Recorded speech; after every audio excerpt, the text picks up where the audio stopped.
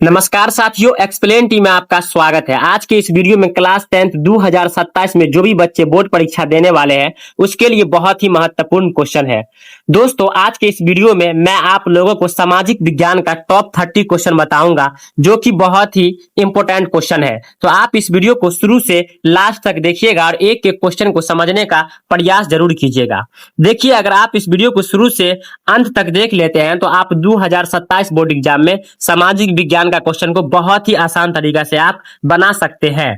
तो आप इस वीडियो को थोड़ा सा भी स्किप नहीं कीजिएगा।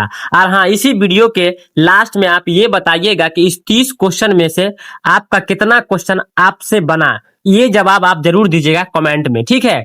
तो चलिए, वीडियो अच्छा लगे तो एक लाइक कर दीजिएगा। अगर आप चैनल पे नए हैं तो चैनल को सब्सक्राइब करके बेल आइकन को ऑल पे जरूर कर लीजिएगा। और हाँ, ऐसे ही वीडियो चाहिए तो आप हमारे चैनल के अंदर में जाइए। बहुत ही इंपोर्टेंट क्वेश्चन सब है, 2027 का बहुत ही इंपोर्टेंट क्वेश्चन सब है, तो आप जाइए उसको भी देखिए, ठीक है। चलिए हम शुरू करते हैं। तो आइए देखिए दोस्तों, पहला नंबर प्रश्न है कि काली मृदा का दूसरा नाम क्या है। देखिए, काली मृदा का दूसरा नाम रेगू मृदा है, ठीक है। रेगू मृदा देखिए ऑप्शन बी में है, तो ऑप्शन बी इसका बिल्कुल सही जवाब हो जाएगा। अब आइए देखिए अगला सवाल क्या है। तो अगला सवाल है कि भारत का राष्ट्रीय पक्षी कौन है। देखिए, भारत का राष्ट्रीय पक्षी जो है ना मयूर है, ठीक है, मयूर। तो ऑप्शन सी हो जाएगा। देखिए, मयूर के जगह पे कहीं कहीं पे मोर रहेगा, ठीक है, तो आप मोर में ही निशान लगाइएगा, ठीक है। चलिए देखिए अगला सवाल क्या है। देखिए अगला सवाल है कि निम्न में से किसको प्राथमिक क्षेत्र कहा जाता है। देखिए, प्राथमिक क्षेत्र जो है ना कृषि क्षेत्र को कहा जाता है, तो ऑप्शन बी इसका सही जवाब हो जाएगा। अब देखिए, सेवा क्षेत्र जो होता है ना ये तृतीय क्षेत्र में आता है, ठीक है। उसके बाद देखिए औद्योगिक क्षेत्र जो है ये द्वितीय क्षेत्र में आता है, तो ये भी याद रखिएगा, ठीक है। चलिए अब अगला सवाल देखिए। तो अगला सवाल है कि भारत का केंद्रीय बैंक कौन है। देखिए, भारत का जो केंद्रीय बैंक है ना रिजर्व बैंक ऑफ इंडिया है, तो reserve bank of India option A में है, तो ऑप्शन ए इसका सही जवाब हो जाएगा। अब आइए देखिए 5 नंबर प्रश्न क्या है। तो 5 नंबर प्रश्न की बाढ़ क्या है। देखिए, बाढ़ जो है ना ये प्राकृतिक आपदा है, तो प्राकृतिक आपदा है, तो ऑप्शन ए इसका सही जवाब हो जाएगा। उसके बाद देखिए 6 नंबर प्रश्न है कि बाढ़ से सबसे अधिक हानि होती है। देखिए, सबसे अधिक हानि जो होता है ना फसल को होता है, तो ऑप्शन ए इसका सही जवाब हो जाएगा। उसके बाद आइए देखिए 7 नंबर प्रश्न क्या है। तो 7 नंबर प्रश्न है कि बिहार में संपूर्ण क्रांति का नेतृत्व किसने किया। तो देखिए 7 नंबर प्रश्न का जो सही जवाब हो जाएगा ऑप्शन डी हो जाएगा, जयप्रकाश नारायण। ऑप्शन डी इसका बिल्कुल सही जवाब हो जाएगा। अब आइए देखिए अगला प्रश्न है कि मरुस्थलीय मृदा मृदा का विस्तार निम्न में से कहाँ है। देखिए, मरुस्थलीय मृदा का जो विस्तार है ना सबसे ज्यादा ये हो जाएगा आपको राजस्थान, ठीक है। ऑप्शन बी सही जवाब हो जाएगा। अब देखिए 9 नंबर प्रश्न है कि सीमेंट उद्योग का सबसे प्रमुख कच्चा माल क्या है। देखिए, सबसे कच्चा माल जो होता है ना चूना पत्थर होता है, तो ऑप्शन ए इसका सही जवाब हो जाएगा। अब अगला सवाल देखिए क्या है। तो देखिए अगला सवाल है कि जिस देश की राष्ट्रीय आय अधिक होती है वह देश क्या कहलाता है। देखिए, वह देश जो कहलाएगा विकसित कहलाएगा, तो ऑप्शन बी इसका सही जवाब हो जाएगा। अब अगला सवाल देखिए, अगला सवाल है कि इनमें से कौन प्राकृतिक आपदा नहीं है। देखिए, प्राकृतिक आपदा नहीं है ये पूछा है। देखिए, सुनामी जो है ये प्राकृतिक आपदा है, बाढ़ भी प्राकृतिक आपदा है, भूकंप भी प्राकृतिक आपदा है, आतंकवाद जो है ना ये प्राकृतिक आपदा नहीं है, ये मानव जनित आपदा है, तो ऑप्शन डी इसका सही जवाब हो जाएगा, ठीक है। अब आइए देखिए 12 नंबर प्रश्न क्या है। तो देखिए 12 नंबर प्रश्न है, 12 नंबर प्रश्न है कि प्राचीन काल में किस स्थल मार्ग से एशिया और यूरोप का व्यापार होता था। देखिए, रेशम मार्ग से होता था, तो ऑप्शन बी इसका सही जवाब हो जाएगा। अब देखिए 13 नंबर प्रश्न क्या है। तो 13 नंबर प्रश्न है कि प्राणियों के शरीर में कितना प्रतिशत जल की मात्रा निहित होती है। देखिए, प्राणियों के शरीर में जल की जो मात्रा होता है ना निहित जो होता है 65% होता है। 65% देखिए ऑप्शन सी में है, तो ऑप्शन सी इसका सही जवाब हो जाएगा। अब देखिए 14 नंबर प्रश्न है कि कोयले का सर्वोत्तम प्रकार कौन सा है। देखिए, कोयला का सर्वोत्तम प्रकार जो होता है ना एंथ्रासाइट होता है, तो एंथ्रासाइट ऑप्शन ए में है, तो ऑप्शन ए इसका सही जवाब हो जाएगा।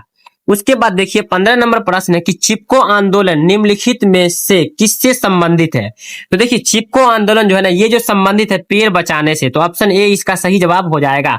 देखिए, अभी तक हम लोगों ने 15 क्वेश्चन को कवर किया है। अगर वीडियो अच्छा लगा हो तो आप एक लाइक जरूर कीजिएगा, ठीक है, क्योंकि आपका एक लाइक मुझे बहुत मोटिवेट करता है, तो आप इस वीडियो को एक लाइक जरूर कीजिएगा।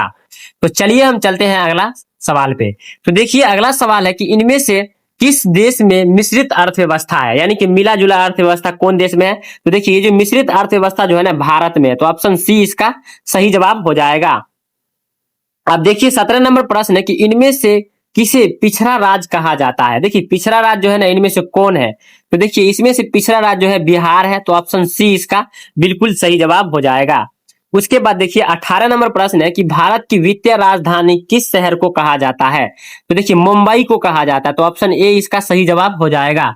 उसके बाद देखिए 19 नंबर प्रश्न है कि इनमें से कौन एक बीमारू राज्य नहीं है, यानी कि बीमारू राज्य नहीं है, तो इसमें से कौन नहीं है? देखिए कर्नाटक नहीं है, तो ऑप्शन सी इसका सही जवाब हो जाएगा 19 नंबर प्रश्न का। अब आइए देखिए 20 नंबर प्रश्न है कि वैश्वीकरण के मुख्य अंग कितने हैं? देखिए वैश्वीकरण के मुख्य अंग 5 है, ठीक है, तो ऑप्शन सी इसका सही जवाब हो जाएगा। उसके बाद देखिए 21 नंबर प्रश्न है कि किसने कहा बिहार के विकास के बिना भारत का विकास संभव नहीं है? देखिए ये जो कहा था डॉक्टर एपीजे अब्दुल कलाम ने कहा था, तो ऑप्शन ए इसका सही जवाब हो जाएगा। अब आइए देखिए 22 नंबर प्रश्न क्या है। तो देखिए 22 नंबर प्रश्न है कि संजय गांधी जैविक उद्यान किस नगर में स्थित है? देखिए ये जो है ना पटना शहर में है, ठीक है, तो ऑप्शन डी इसका सही जवाब हो जाएगा। उसके बाद देखिए 23 नंबर प्रश्न है कि वेदों की ओर लौटो नारा किसने दिया था? देखिए वेदों की ओर लौटो ये जो नारा दिया था स्वामी दयानंद सरस्वती ने दिया था, तो ऑप्शन सी में है, तो ऑप्शन सी इसका सही जवाब हो जाएगा 23 नंबर प्रश्न का। अब आइए देखिए 24 नंबर प्रश्न।